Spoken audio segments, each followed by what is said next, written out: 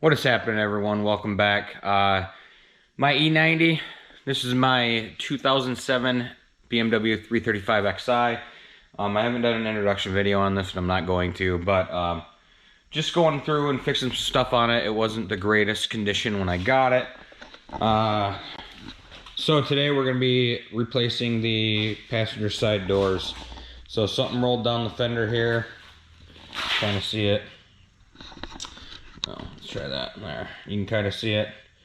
And then rolled back, messed up around the door handle here, and then there's a couple of dents in the back door. I don't know where it's at now, but anyway, I got both of these doors on Marketplace for 75 bucks a piece. And the mirror also does some wonky crap that just on its own goes back and forth. So I coated out the power folding mirror. So I got another one of these as well.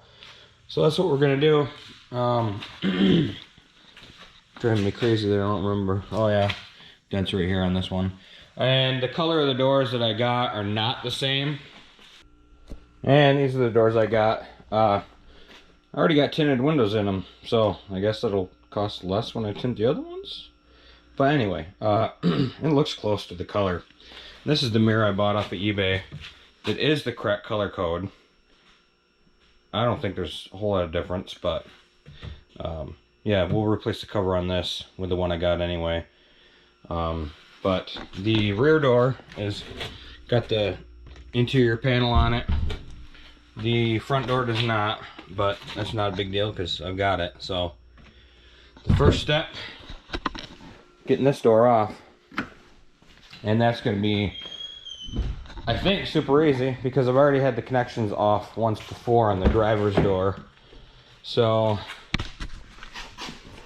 we've got a little 8mm right here, and then you can disconnect that, and then you got 2 bolts up here, 2 nuts up here, 2 nuts down there, and then your pin here. Everything should come off.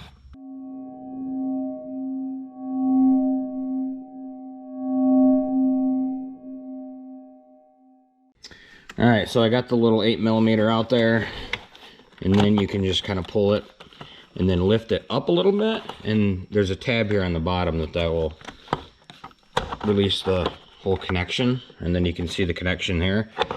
Pretty easy. This top part here, this gray piece, you just slide it up and it'll slowly disconnect the connector from the door. Let me see if I can show you guys what I mean with one hand. So here you can see the connector more, and you can see as this slides up, it's going to pull this connection apart just like that, and then you'll be able to disconnect the entire connector. Yeah, with one hand. No. Yep. All right, and then you got an E-Torx here. We're not going to take the pin out. You got an E-Torx, and then like I said, these are probably 13s, so let's figure that out right now. All right, I got that one out. That's an E10, and then these are 13 mils. So got this disconnected, and then I'm going to take off the 4 13mm nuts, and we should be able to pull this door if it doesn't fall on my feet. So I've got everything disconnected and unbolted, so guess I'm just going to pull it off of here now. There, nothing to it. Now I got a Jeep. Anyway, all right, while I got this off, I'm gonna clean up the door jambs, spray the connector full of electrical cleaner, and get it cleaned up, and then I'm gonna throw the new one on. Voila, it's on there. It took me quite a bit to adjust it, but what helped me was here you can see kind of where it was painted, and then not. So if you kind of line it up the best you can, starting at the bottom's hardest, and just keep them snug so you can move the door a little bit. It sounds easier than it really is. It kind of sucks, but then you can just tweak it until your door jambs are straight and it actually hits the striker as it should. So now I want to get the door card on here from there. So this one's pretty easy. You take your trim piece off here, and then you got 3 or 4 Torx in there, and then your door card will pull off and up, and then yeah, then I can put all this good stuff on the other one. A little bit of a status update here. So remove the door card from that door card. The handle, you have to pop this trim off of here. There's a screw back there. I totally forgot about that, and I couldn't get this. This is a new handle. I couldn't get the cover off, so it just popped out, and yeah, it is what it is. So I'll have to get that out so I can put it back in. But either way, because it goes in there, the top of the handle goes in there. So for whatever reason, when this door was taken out of the donor car, he clipped the power window connector. I'm not sure why. So that door's junk anyway, so I just clipped it out of there instead of taking off the whole harness. I just clipped it out of there and then crimped it in. So now this trim and this tweeter here, this was easy. This just pulls right out. There's no clips. It's just held in around the door frame and seal. So that's no big deal. This guy here also no big deal. I had to get take this out of the old door too and put it back into this one. So I think we're ready now. I gotta get that handle cover off and get that last Torx bit out so I can put it back into here on this door. So that's where we're at. Back door is on, adjusted. The window works. This one doesn't. It's weird because I'm kind of fighting some electrical gremlins on this car, I think. I'm not now getting any voltage to the driver's door, which is really weird. So I've got to check some fuses there or whatever. But the window regulator in this window, the front window might be bad. I might have to swap that out with the other one. The back door though works, but what I noticed is there's no speaker in the rear door. So I took the card off and there's no wire.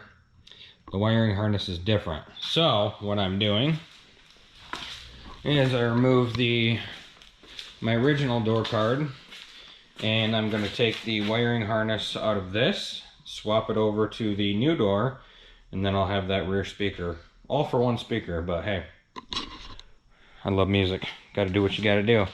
So I'm just going to pull this guy out, pull the other one out, and swap her around. Okay, so there is a plug up here. You can undo that and then unplug it. I think it's for your lock mechanism, and then you don't have to worry about any of that. And then you just pull the rest of the harness out. It pops off of the door pretty easy. So I'm gonna get that one out and put that one in. Okay, everything is swapped over. The harness, it was super simple. Just thinking about it was kind of giving me a little bit of anxiety, but man, it is way simpler than I thought. So I put my door card back on there with the speaker. Everything's buttoned up, everything works. Good to go. So yeah, there it is. It's not the prettiest thing right now, but those two doors are mint, kind of mint. That one's mint. That one's kind of got a little bump right here, but that's it. I need to do the fender, the front bumper, rear bumper, and then I'll be painting this thing. But for this video, that's gonna do it. I just gotta figure out the electrical issue now. I'm gonna go through the whole fuse box because everything I read online tells you this fuse and that fuse, and those fuses are fine. All the 30 amps are fine, which I thought supplied the power to the door, so I don't know what's going on. I have an issue in the door. I hope not. But anyway, yeah, they're tinted though now, so that's cool. I just got to figure out. I'm probably gonna have to take that regulator, swap it with that one because I know that one works. So that's kind of a bummer because I got to tear it all apart again. But that's how you do the door. And honestly, they line up really good. It was not that hard. If I can do it, you can do it. Trust me. Yeah, these E90s, not too bad to work on. So, all right. Hopefully this video helped you guys out. Let me know if you got any questions. Comment below. Like, share, subscribe. You can also hit me on Instagram or Facebook. It's at the beginning of every video that I do during the little intro. Yeah, I'll be happy to help you however I can. Till we meet again, guys. Later.